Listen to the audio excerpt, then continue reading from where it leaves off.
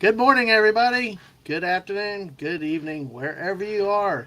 It's Dadman Walking 55 coming to you again um, on another great football Saturday. We're 4 weeks in this season, which is kind of crazy considering how fast the years go, how fast the college football season year normally goes. So, um, hmm, just checking something on our Twitch side because looks like we had a problem over on the Twitch side. So we will go forward from here. And hey, Wade, how are you today? Good to see you. Glad you're here. Glad you're here. So, is everything coming through on Twitch? Because I got a problem on my side. Wade, if you're on the Twitch side, please let me know. But hey, welcome. It'll be a fun day where we'll recap our show from Saturday. Our it is Saturday, eh? Oh man, recap our show from Thursday night, which we usually have the 2022 College Football Weekly with Dadman. And this last Thursday night, our special guest was Culture Casino.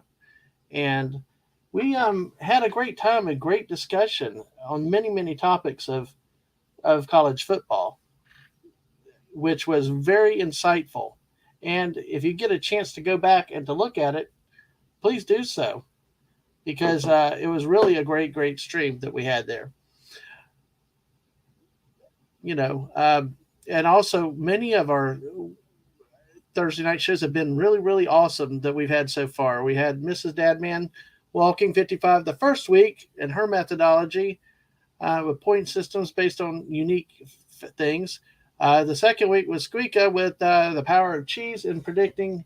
And then last week we had Mark D with a C with his engineering skills and bacon and for picking. So welcome here today, and I hope that everybody is coming through and watching and able to see what we're doing today on both channels. So I appreciate those that are here, and I appreciate those that will be here later in the, watching the replay later at another time. And we can't, it's really great to have your support.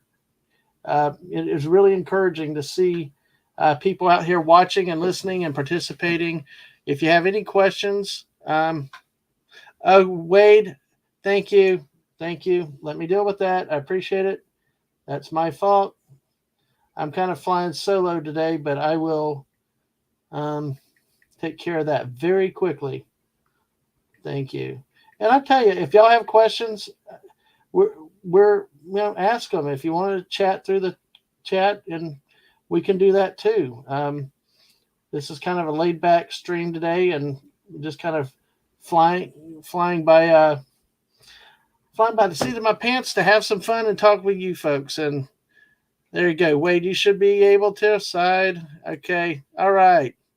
And man, looks like you're chatting now, Wade. So thank you for the reminder on that. Um, let me see. Oops. Let me just do one other thing. And hey, all right. Well, hey, big week 4 of college football this week. As you know, we preview and review a lot of the action, focusing on teams in the Southeastern Conference. This week, not a lot of exciting, sexy matchups, but there are a couple big games that have a lot to riding on them, depending on who wins the game uh, this week. So, well, let's get into the games now, and if you have anything that you want to say or ask, put it out there, and we'll hit it as we go along. But first and foremost, the main thing we want to remind everybody: this is not a gambling site. Uh, we're not here for gambling purposes. When we pick just for fun, straight up winners, losers. We're nothing towards points and things like that. We're just here to have some fun and talk football. And that's why I say that, is if there's questions you have that I can try to answer, let me know, and we'll have a good old discussion, and we'll have fun together. Let's see what Wade some comments. Can't wait for midday games morning. Looks like a dud. Yeah, or dud. Yes, yeah. Some of the Yeah, the early games today are really, really blah. Sorry for that. And great English right there, but they really are. Uh, we'll talk about more. Really, the games of importance are at 3:30 and 7 o'clock tonight, and we'll talk about those very, very shortly. I agree with that assessment, though, Wade. So, like I said, let's just have some fun talking some football. So, with that, let's start off with where everything sits currently in the SEC after technically 4 weeks of action, but most teams have only played three games. As you can see, Vanderbilt is 3-1 overall, so they've played all 4 weeks of the season so far, while the all the rest of the league did not play in what they refer to as week zero. So as we see with the standings, Georgia, with no surprise, and is on top in the East, tied with Kentucky. Both are 1-0. Georgia with their rout of South Carolina last week. Kentucky on their win in the swamp at Gainesville against the Gators a few weeks ago. With Florida and South Carolina riding the bottom with no wins in the conference. While Tennessee, Vanderbilt, Missouri have yet to play conference games, but they're stepping into conference action this week. In the West, Arkansas and LSU are on top currently, but Alabama, Ole Miss, Auburn, A&M have not played a conference game yet. Mississippi State lost last week at LSU, which means they're in the bottom. That's why it's a little deceiving with all the 3-0s, 2-1s, but it's the conference game is, and the conference wins and records will be how the teams are listed on this schedule, not the overall record. So it's still early in the season, anybody's game, but still Georgia's where we expected it to be. Alabama is yet to play a conference game. So we'll see. We will see what will happen in the next few weeks now that we're entering the heart of the conference season. So this week in the AP Top 25, there's still 8 SEC teams ranked in the top 25. 4 teams actually in the top 10, 5 in the top 11, 6 in the top 7, actually 7 in the top 20. So you look at that, you can see the strength of the league, the reputation of the league around with the nation, with the country's sports writers. Georgia, Alabama, of course, are in their usual positions in 1 and 2 after flipping in the last few weeks. But that does not mean much because it all comes down to the SEC championship game in Atlanta in December to see who will probably be undefeated.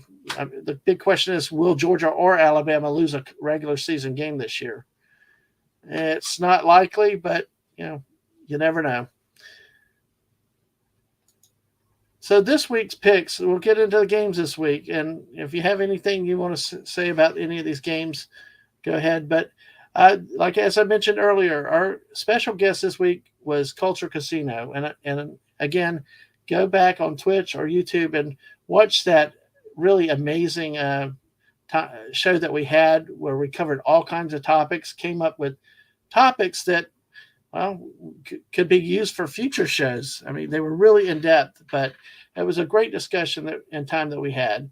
And as we do each week, we have our guest pick some of the games. As you can already see here, we were pretty unanimous on the first 5 games, and we'll go through them here with the first being Vanderbilt at Alabama. We both took Alabama, even though Vanderbilt's 3-1. Got back on the winning streak last week with the change at quarterbacks. You're still going into Tuscaloosa against one of the best teams in many, many years, and it's really, you're running into buzzsaw. It's it's a matter of survival. So, hey, Squeaky Mouse, it's super hot here. I'm voting on A&M to melt Arkansas. Oh, okay, all right. Well, I wonder if the cheese melted with that, but hey, thanks for checking in, and I'm sure it is hot over where you are, but all right. Well, we got somebody that wants A&M to beat Arkansas, so I don't agree. I think Arkansas will win this week, so did Culture.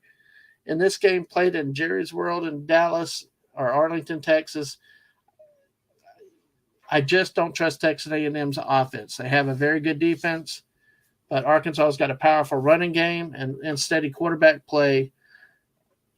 Texas A&M, even though they beat the Miami Hurricanes at home last week, still scored only 17 points, was sluggish on offense, and really, you know, has not really shown signs of their preseason reputation, where many picked them to finish second in the SEC West to Alabama. But we'll see. That's a 7 o'clock game tonight. That's one of the more exciting matchups today, that, as I mentioned earlier. The next matchup that's kind of fascinating is Missouri at Auburn. You really have two of the bottom feeders in the conference, but there seem to be a evenly matched, so there could be a balance or decent game out of that. But both Culture and I took Auburn, primarily for being at home. The game's on the Plains in Auburn, Alabama. That should give Auburn some advantage with that in that matchup. Then we finish up with Northern Illinois at Kentucky.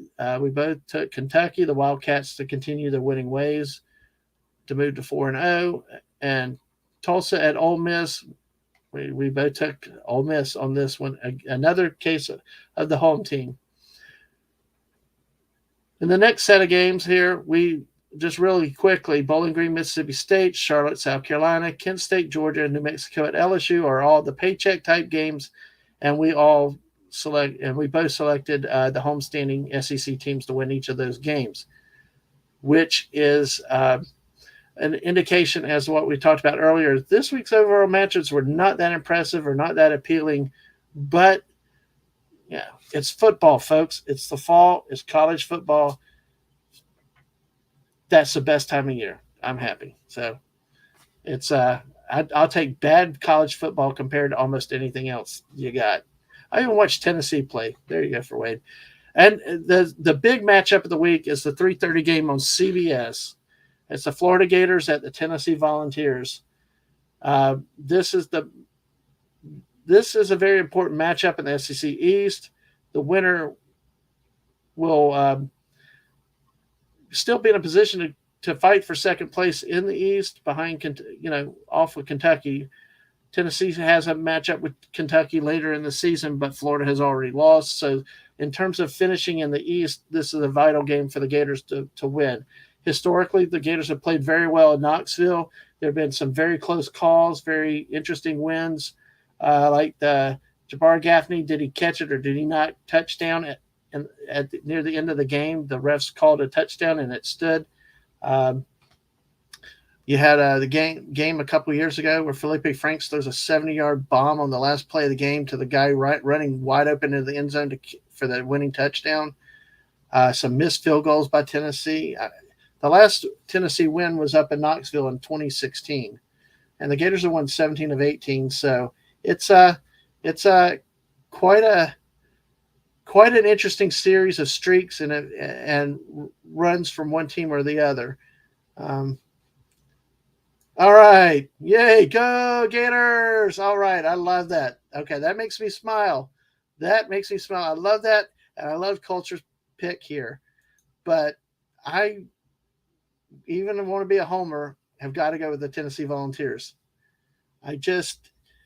For reasons that we talked about on Thursday night, lack of experience for coaching for the Gators, a very soft running defense that's getting run up the middle with the quarterbacks of opposing teams, much less the running backs, and they've highly inconsistent play at quarterback. I mean, completely bad play where you're turning the ball over, directly leading to points for the other team. I have to believe. I have to wait to see it till I believe it, but I have to go with the Volunteers. Even though Squeaka says go Gators, Culture picks the Gators.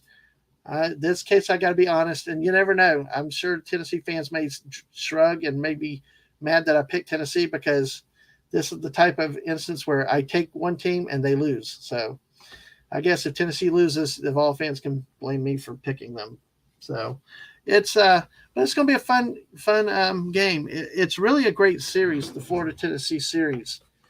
As we talked about on Thursday night. There, it goes a long way back. Overall, Florida leads the series 31-20. The Gators had an 11-game winning streak from 2005 to 2015.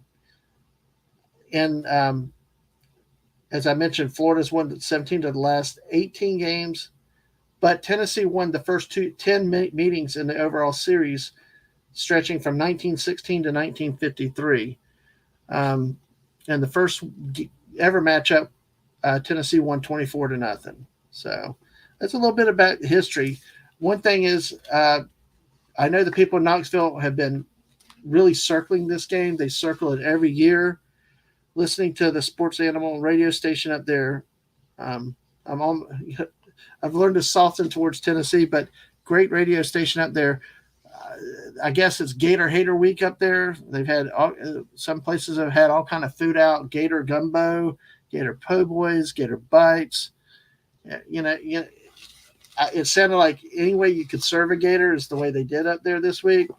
A lot of action. The crowd is going to be raucous today, and that's another factor in how this game will go. Can the Gators, not fall apart with a hostile crowd like that? Will they keep their composure? And then also, if Tennessee gets off to a slow start, will they say, "Oh, here we go again," or will they, fight and stay competitive for the rest of the game? So, but that's it. That's where we've got today. So, Florida Tennessee is the big matchup in the daytime. If Tennessee wins, that they can still challenge for, even if they could pull off the upset against Georgia, they could actually potentially win the SEC East. From what I've seen, I like Tennessee better than I do Kentucky on the field. But they'll have to play the game in a few weeks, and the action on the field will decide who ends up higher in the division. So, but for the Gators, if they want to finish at least second in the SEC, the East, they've got to win this game today. So that's about it here with today. I appreciate everybody that's come in. Wade, Squeaka, thank you for being here. For people that will watch this later on replay or the video on demand, on Twitch or YouTube, thank you in advance for your view. You can follow me in our channel on Twitter at DadmanWalking55, where I'll post out when we go live and other things. And to actually watch the videos, or even our live programming, including not just football, but some Fortnite streaming, some show and tells of special collections that I've gotten over the years. You can catch us at twitch.tv, DadmanWalking55, or at YouTube at DadmanWalking55.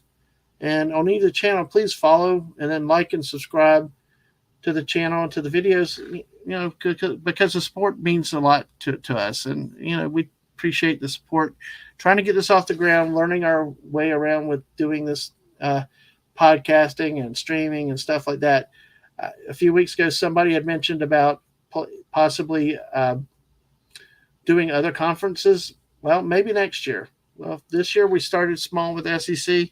Who knows where we'll go, in the future. So, and on that note, thank you again and appreciate it. And we'll see you next time. Like I said, watch for Twitter for when we go live.